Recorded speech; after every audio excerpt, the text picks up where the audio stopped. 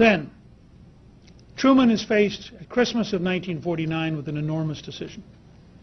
The Soviets have gotten an atomic bomb years earlier, warning about Iran. The Soviets have gotten an atomic bomb years earlier than the CIA thought they could, or the intelligence community back then. The CIA didn't exist for another year.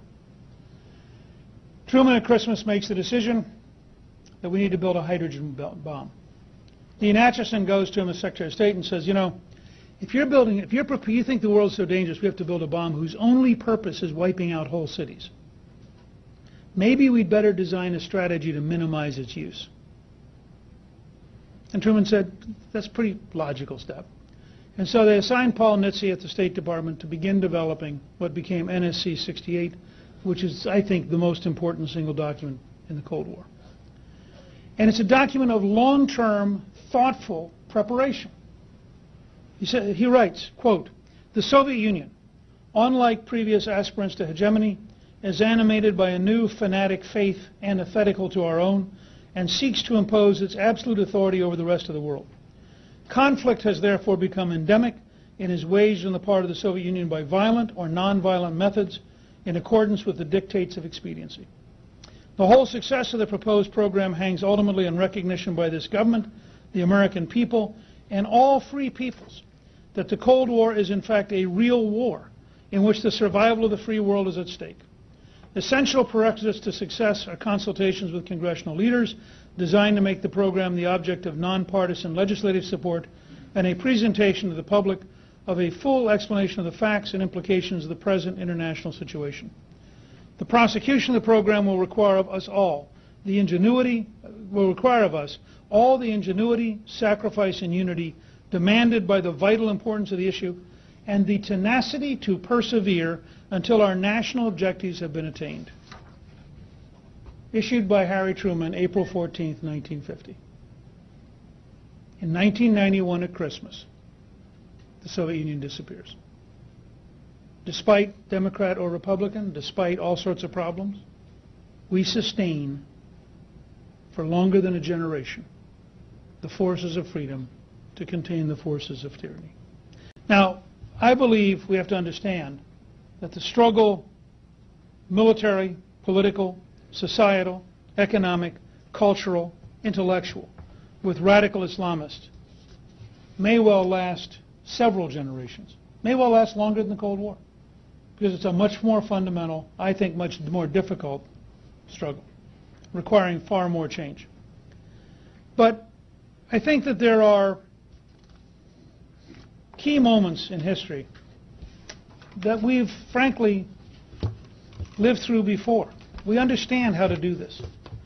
And if you'll bear with me for just a moment or two more, I want to place in context where we are, to remind us that we're Americans, that we've been here before, and we've been here in harder times. I wrote a book with Bill Fortune called To Try Men's Souls, which is about Washington crossing the Delaware, when his army had declined to 2,500 men, of whom 1/3 did not have boots. They marched 9 miles in the snow and ice, leaving a trail of blood with their feet wrapped in burlap bags. They marched all night in a snowstorm so intense that the Germans at Trenton did not put out any guards. And they marched having crossed an icy river in the middle of the night during the snowstorm. Their password that night was victory or death. As they got on the boats that night to cross the river, Washington, who had requested Thomas Paine to write a new pamphlet, had his officers read the following, which had originally been published on December 23rd and is being read on the night of December 25th. The pamphlet itself is worth your reading, but this is the opening paragraph. These are the times that try men's souls. The summer soldier and the sunshine patriot will, in this crisis, shrink from the service of their country. But he that stands by it now deserves the love and thanks of man and woman. Now, that small band won a victory. The victory raised the morale of the Americans, and 2 weeks later Washington had 15,000 volunteers and drove the British across northern New Jersey, and the revolution was preserved to fight on. Washington spent 8 years in the field with 1 week at home in Mount Vernon.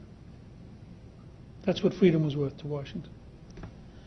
period a few years later, actually captured as 7 years after Washington crossed the Delaware, Lincoln said the following, in probably the most famous short speech in American history, at Gettysburg, dedicating the National Military Cemetery, having written "under God" into his speech while sitting looking out over the cemetery, which makes, frankly, the Ninth Circuit Court decision in 2002 so infuriatingly anti-American.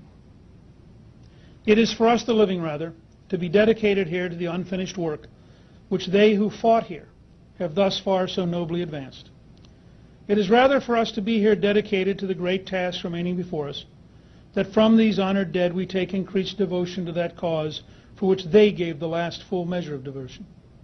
That we here highly resolve that these dead shall not have died in vain, that this nation under God shall have a new birth of freedom, and that government of the people, by the people, for the people, shall not perish from the earth.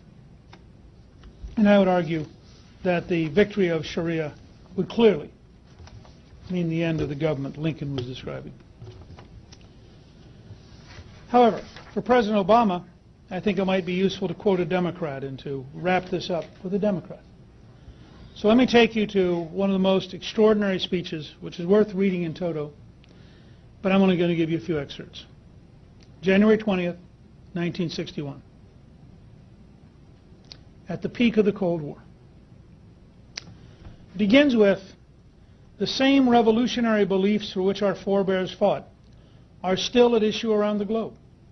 The belief that the rights of man come not from the generosity of the state, but from the hand of God. We dare not forget today that we are the heirs of that first revolution. Let the word go forth from this time and from place to friend and foe alike, that the torch has been passed to a new generation of Americans, born in this century, tempered by war, disciplined by hard and bitter peace, proud of our ancient heritage, and unwilling to witness or permit the slow undoing of those human rights to which this nation has always been committed and to which we are committed today at home and around the world. Let every nation know, whether it wishes us well or ill, that we shall pay any price, bear any burden, meet any hardship, support any friend, oppose any foe, in order to assure the survival and the success of liberty. All this will not be finished in the first 100 days, nor will be finished in the first 1,000 days, nor in the life of this administration, nor even perhaps in our lifetime on this planet. But let us begin. In your hands, my fellow citizens, more than in mine, will rest the final success or failure of our course. Since this country was founded, each generation of Americans has been summoned to give testimony to its national loyalty. The graves of young Americans who answered the call to service surround the globe. Now the trumpet summons us again, not as a call to bear arms, though arms we need, not as a call to battle, though embattled we are, but a call to bear the burden of a long twilight struggle year in and year out. I simply want to say, as an American, these are difficult times. It requires us to tell the truth.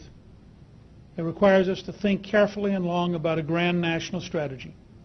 It requires us to recommit ourselves to freedom.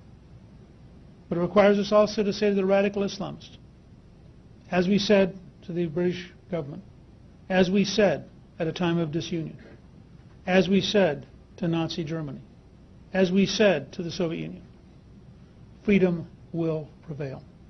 Thank you. Questions? Thank you. Thank you all.